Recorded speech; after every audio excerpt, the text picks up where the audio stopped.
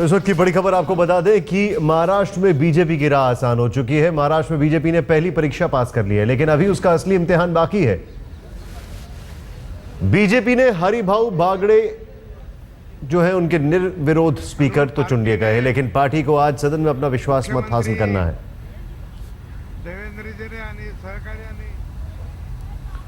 बड़ी रोचक बात यह है कि शिवसेना ने विड्रॉ कर लिया। एनसीपी तो शुरू से ही साथ देने का वादा कर रही थी, कांग्रेस ने विड्रॉ कर लिया। कल खुद देवेंद्र फडणवीस ने इस बात का जिक्र किया था कि अभी तक परंपरा रही है निर्विरोध स्पीकर के चुने जाने की, और हम चाहते हैं सबसे बात करके कि इस परंपरा को निभाया जाए।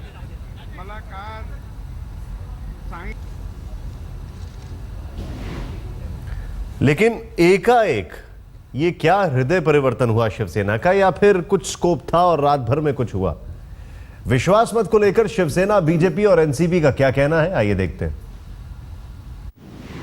सपोर्ट करेंगे अपोजिशन। निर्णय लिया है कि महाराष्ट्र के विधानसभा में आज विश्वासदर्शक ठहराव जो आएगा उसके खिलाफ वोटिंग करने का, विपक्ष के नेता भी लेने का और आज से विपक्ष में बैठने का, भाजपा के ऊपर विश्वास अभी नहीं है, ये भूमिका उद्धव जी ने आज रखी। उनका निर्णय है और वो निर्णय ले सकते हैं, क्योंकि अपोजिशन में ही है। हम सत्ता में हैं, वो अपोजिशन में है। हमने कोशिश की कि अध्यक्ष पद का चुनाव जो है वो निर्विरोध होना चाहिए, इसलिए सभी से देवेंद्र जी ने बात किया।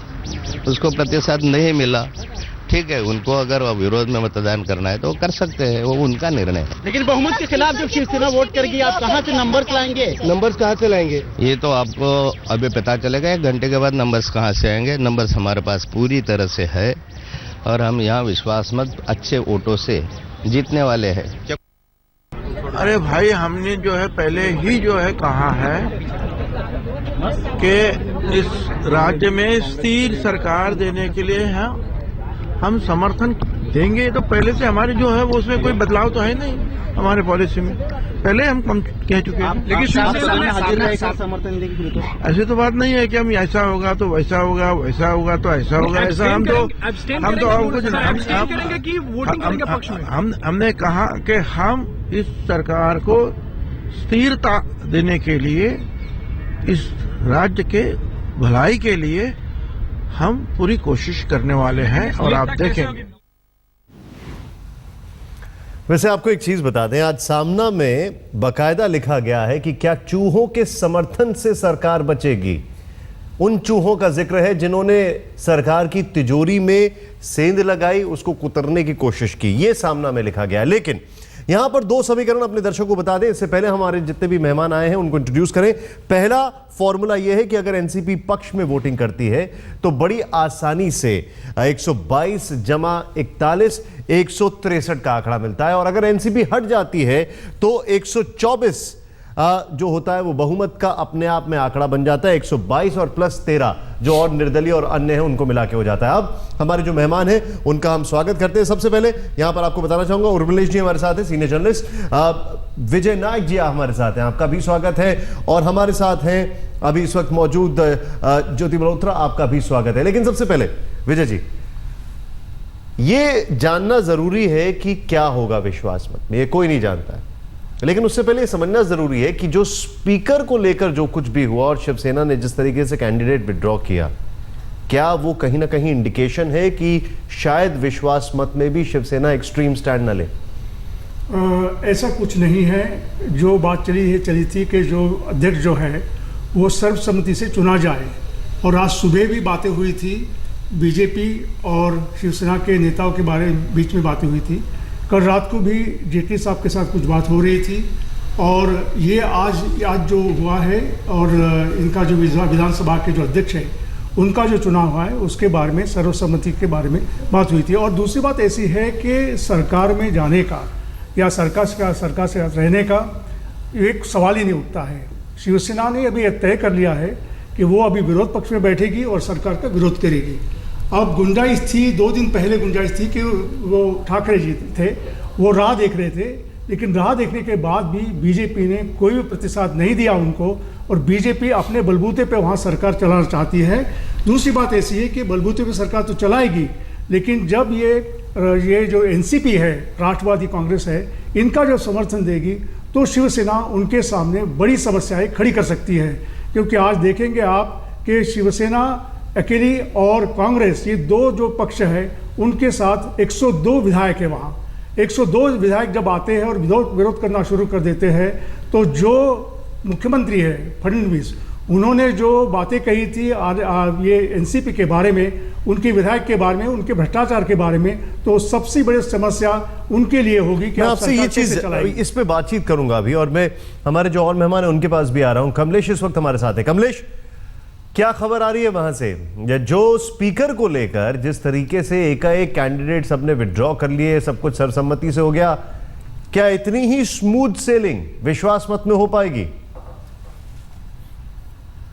देखिए निशांत, शिवसेना के कैंडिडेट पीछे लेने को इस तरह से भी देखा जा सकता है कि शिवसेना एक अलग तरीके से भाजपा पर दबाव बनाना चाहती है। पिछले 2 दिनों से शिवसेना जिस तरह से अग्रसर हो रही थी, जिस तरह से शिवसेना में एक आक्रामकता दिखाई दे रही थी, हम विपक्ष में बैठने को तैयार है, शिवसेना पहले ही दिन विपक्ष के बेंचेस पर जाके बैठती है, ये जो एक मैसेज भेजना चाहती थी, एक अलग तरह का पोस्चरिंग था शिवसेना से। और आज एक तरफ उन्होंने अपना कैंडिडेट भी विड्रॉ कर लिया और भाजपा को मैसेज दिया, देखिए अब हम 2 कदम आगे चलकर आए हैं, आपको भी 2 कदम आगे चलकर आना है। एक भाजपा पर दूसरी तरफ से दबाव बिठा दिया। एक तरफ शिवसेना पहले ही क्लियर कर चुकी है कि हम विपक्ष में बैठने को तैयार है, विपक्ष में बनाने की मानसिकता हम बना चुके हैं। अपने सभी सदस्यों को व्हिप जारी करके बताया गया था, आपको यहाँ पर सुबह आना है और सरकार के खिलाफ वोटिंग करनी है। कमलेश, आप जो बात बता रहे हो बड़ी बात है यहाँ पर कि 2 कदम हमने। कमलेश जी, अभी जिस तरीके से पोस्टिंग चल रही है, क्या ये माना जाए कि विश्वास मत हासिल करना बीजेपी का आसान होगा,